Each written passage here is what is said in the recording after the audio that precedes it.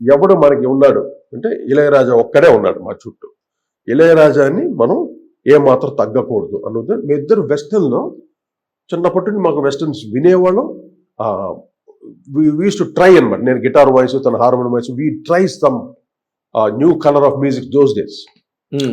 అదంతా ట్రై చేయటం వల్ల మాకు కొంచెం అలవాటు అయ్యి ఇళయరాజాని తట్టుకోగలిగాం. లేకపోతే ఆ స్టాండర్డ్కి ఏ కంపోజర్ లేడు ఆ రోజుల్లో.